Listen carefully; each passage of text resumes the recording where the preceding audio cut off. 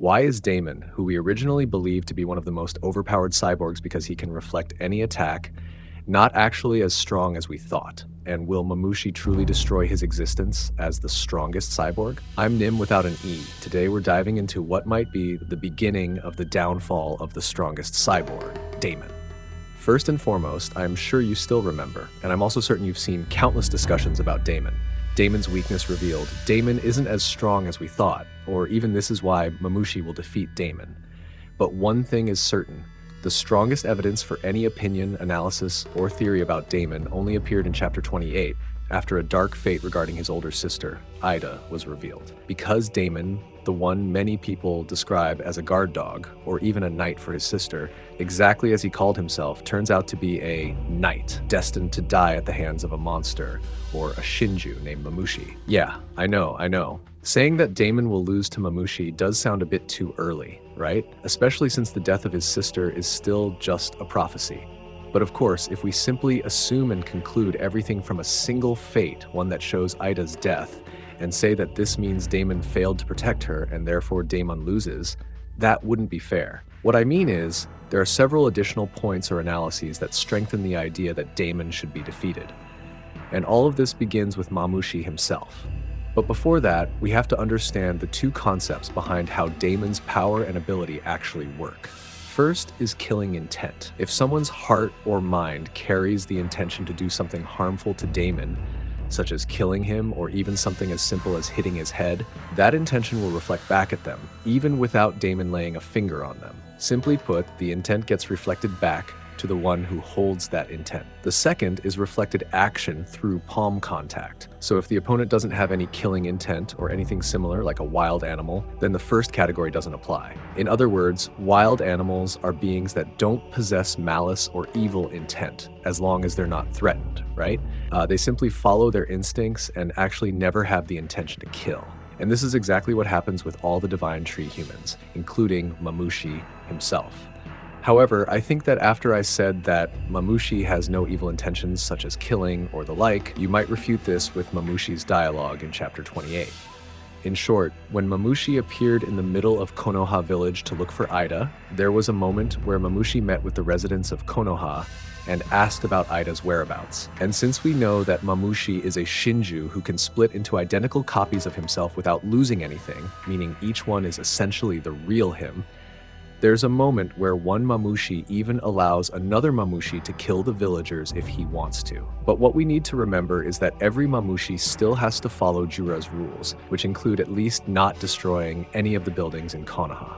Now, in this case, perhaps with Mamushi's statement about killing, we would assume that it was part of his intention, right? But believe me, it's not like a real intention to kill, because in fact, once he splits himself beyond a certain number of bodies, he becomes very driven by instinct, almost like an animal. This means that he may not have any intention to kill at all, because according to both history and theory, these Divine Tree humans are essentially parts of a single entity, just like the tailed beasts, which lack true intellect or consciousness. It's just that due to certain genetic mixtures and thanks to code, many of them have undergone various evolutions. But if we look at it broadly, everything still follows the same principle Shikamaru once mentioned. They are wild beasts, meaning they move purely based on their natural instincts. And instinct is categorized as something that doesn't involve thought. And as I mentioned earlier, wild animals simply do not possess the kind of intellect humans have. Because if they did have the same level of thought and awareness as humans, then they would be capable of doing anything humans can do. And of course, if we also refer to chapter 4, Jura says that their ego has awakened. And of course, to explain what ego is, I'm sure you all understand, right? But if you've forgotten, in short, ego is self-awareness, which is the part of yourself that makes you know who you are, what you want, and how you see yourself in the world. The ego is neutral, neither good nor bad. It is simply the sense of self within a human being. And in this case, animals that cannot do what humans do mean they have no thoughts. They move only based on instinct. So, if Mamushi had no intention of killing, it means that any attack Mamushi made on the Daemon would not be reflected. And as an addition to prove this, there is at least one simple example of the Daemon's ability. In short, during the first meeting between Code and the Daemon, Code intended to attack the Daemon, but before that actually happened, Eida stopped him. And as a result, the Daemon's reflection was not triggered. Why? Because Code acted purely on instinct, not on the intention to kill. But honestly, this example isn't entirely relevant, because even though Code isn't human, he's still partly human and therefore possesses thought and intention. After all, when we talk about Code, he doesn't share the same origins or nature as wild beasts, meaning we can't use Code as a proper example, since beings like him generally act based on their own intentions. But if you're wondering why Eida stopped Code, it's obviously because she didn't want him to get hurt or killed by Damon. And on top of that, since it was Eida's direct command, that may have also been another factor explaining why Damon's ability didn't activate, even though Code intended to harm him. But if we go back to Mamushi, there is a similar loophole that can occur with Mamushi.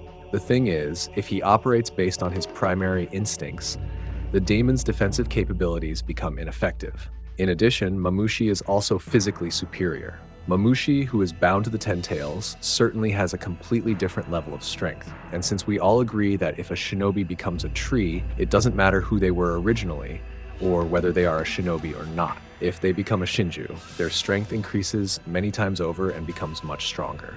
And this is the most important part. Even though Mamushi is a bug that is not categorized as an S-rank shinobi or from the strongest shinobi organization in the entire village, after becoming a divine tree human, I think he has all the chakra properties similar to Ten Tails. Mamushi is the humanoid form of Ten Tails. Ten Tails has all the chakra properties, but usually does not use them. However, Mamushi in his humanoid form most likely has full access to, or at least some access to, every natural chakra. When he splits into multiple bodies, the main body remains the source of this natural chakra, while each clone potentially receives its own specific natural chakra. Or perhaps it is somewhat similar to Kakuzu's jutsu, where each of his hearts can release one element of chakra. So as the final conclusion, Mamushi's so-called weakness, becoming dumber the more he splits, actually becomes a disadvantage for Daemon's strongest ability, because turning into a beast-like creature with no intellect, no reasoning, and no awareness makes Daemon's shinjutsu useless. And this means that what we think about Mamushi knowing more about the Daemon's weaknesses will never come true. Because in reality, what the bug remembers about the secrets of the Daemon's power will not be known to Mamushi. But of course, regardless of how the final outcome of fate shows Eida ending up trapped in a tree, is one of these theories correct? So does this mean that Mamushi's ability to split into so many individual bodies, which automatically makes him dumber, will actually become a disadvantage for Damon himself?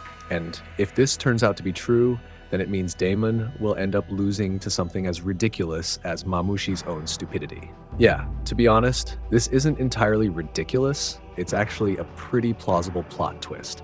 But if you have a theory that's even more interesting than this or something similar, let me know in the comments, and don't forget to use the hashtag AskNim. So yeah, thanks for watching. I'm Nim without the E. See you in the next video. Bye-bye, Data Bio.